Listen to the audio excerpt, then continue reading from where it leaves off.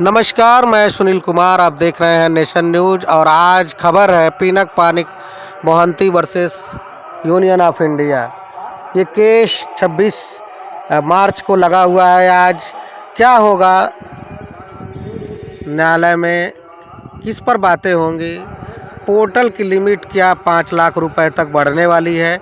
अगर 5 लाख रुपए तक बढ़ जा रही है तो सहारा के जो इन्वेस्टर्स हैं, जो छोटे इन्वेस्टर्स हैं, जैसे ठेले वाले, कुलचे वाले, रेहड़ी वाले, इन तमाम लोगों का भुगतान बड़ी आसानी से हो सकता है। बहुत से ऐसे इन्वेस्टर्स हैं इस तरह के छोटे मोटे, जिनका मैक्सिमम पैसा जो है 5 लाख रुपए तक ही है।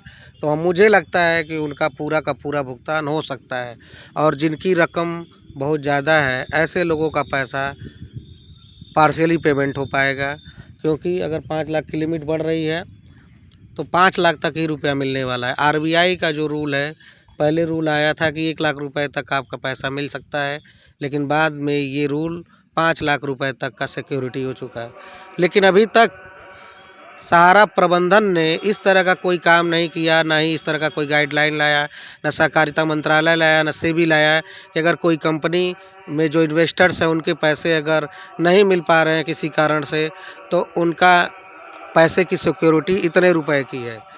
तो मुझे लगता है कि रिज़र्व बैंक ऑफ इंडिया ने, अगर आरबीआई ने ये 5 लाख के रुपये का रूल निकाला है, तो अगर इसको संज्ञान में लेते हुए देखा जाए, भले ही सहारा प्रबंधन, सहारा इंडिया कंपनी जो है, इसको बैंकिंग का लाइसेंस नहीं मिला था, लेकिन अगर देखा जाए तो मुझे लगता है कि अगर 5 लाख की लिमिट बन जाए तो बड़ा अच्छा होगा कि कम से कम जिनके करोड़ों रुपए हैं, जिसके 50 लाख रुपए हैं, उनका कम से कम 5 लाख रुपए की तो गारंटी होनी ही चाहिए। अगर ऐसा हो जाता है तो ये एक बहुत बड़ी उपलब्धि होगी और सहकारिता मंत्रालय के को बहुत बहुत बधाई होगी। और अमित शाह जी का पोर्टल क्या कर रहा है, पोर्टल में कुछ अपडेट कर रहे हैं कि नहीं, अब तो ये वक्त बताएगा। आज उसी के ऊपर सुनवाई होने वाली है, पिनक पानिक Mohanty versus union of India. और सेबी को चाहिए और सहकारिता मंत्रालय के किसी कंपनी को अगर आप लाइसेंस देते हो तो आप उसका लीगल जो पॉइंट है उसको देखा जाए, और क्या कर रही है कंपनी, कितना लोगों को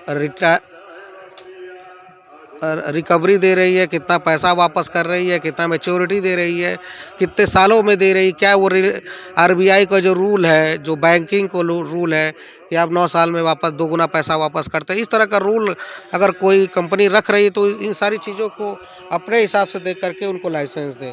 नहीं तो इसी तरह से सहारा के जो 12 लाख कार्यकर्ता हैं और करोड़ों निवेशक हैं, उनके साथ जैसे हो रहा है वैसे देश की और आबादी के साथ होगा। लाइक करते रहिए, शेयर करते रहिए, सब्सक्राइब करते रहिए। आज जस्टिस खन्ना साहब और सुंदरेश जी क्या निवेशकों के पक्ष में फैसला करेंगे। नमस्कार, धन्यवाद। Like share and subscribe.